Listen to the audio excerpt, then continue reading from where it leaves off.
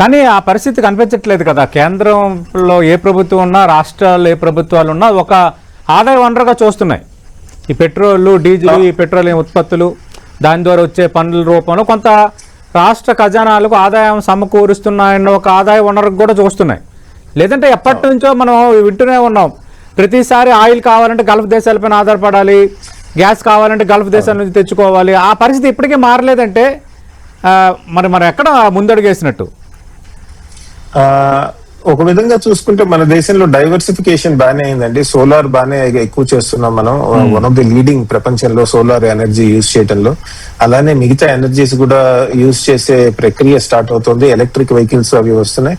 కాకపోతే ఇన్ని దశాబ్దాలుగా ఒక విధమైనటువంటి ఎనర్జీ అంటే ఆయిల్, పెట్రోల్ మీద ఆధారపడి ఉన్నాం కాబట్టి దానికి తగ్గట్టు ఇన్ఫ్రాస్ట్రక్చర్ డెవలప్ చేసుకోవడం జరిగిందండి. ఇప్పుడు వేరే వాటికి వెళ్తే కొత్త ఇన్ఫ్రాస్ట్రక్చర్ డెవలప్ చేయాలి. అది కొద్ది టైం తీసుకుంటుంది.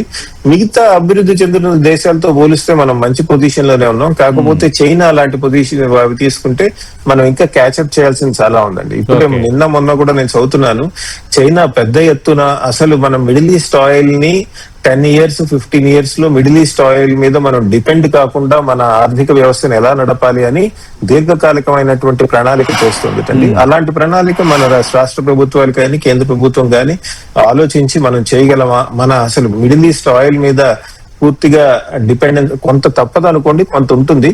కాకపోయినా పెద్ద ఎత్తున వాటి యొక్క వినియోగం తగ్గించి వేరే విధాలుగా మనం ట్రాన్స్పోర్టేషన్ ని ఇంప్రూవ్ చేయొచ్చా అని కూడా ఆలోచించాల్సిన అవసరం ఉందండి. ఎందుకంటే ఎప్పుడైతే మీరు అలా చేస్తున్నారో, ఇప్పుడు మరి మ్యానుఫ్యాక్చరింగ్ ఎస్టాబ్లిష్ చేశారు కదా, డీజిల్ కార్స్ కి, పెట్రోల్ కార్స్ కి, ట్రక్స్ కి, అవన్నీ కూడా. ఆ మ్యానుఫ్యాక్చరింగ్ సెక్టర్ అంతా ఏమవ్వాలి? అది కూడా ఉంటుంది కదండి.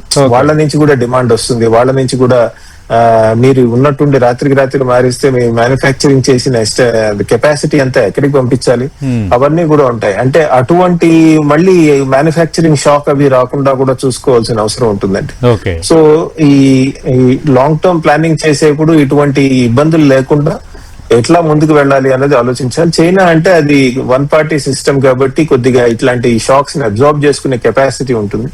మనది అలాంటిది కాదు. కాబట్టి అయినప్పటికీ మనం ఎలా ఈ హ్యాండిల్ చేయాలి? ఇప్పుడు పెద్ద ఎత్తున కార్ మ్యానుఫ్యాక్చరింగ్ పెట్టారనుకోండి, ఒక రాష్ట్రంలో పెట్రోల్ బేస్డ్ కార్ మ్యానుఫ్యాక్చరింగ్ ఉన్నట్టుండి మనం ఈ 10 years లో దీన్నంతా కూడా మీరు ఎలక్ట్రిఫై చేయాలంటే వాళ్ళు పెట్టిన ప్లాంట్స్, వాటి యొక్క కెపాసిటీ, వాటి యొక్క ఇన్వెస్ట్మెంట్స్, ప్రిడిక్టబిలిటీ ఉండాలి కదా. ఇలాంటి ఛాలెంజెస్ కూడా చాలా ఉంటాయండి. వాటి వల్ల మనకి కొద్దిగా ఈ కొత్త ఎనర్జీ రిసోర్సెస్ లోకి వెళ్ళటం కొద్దిగా కష్టం అవుతుంది.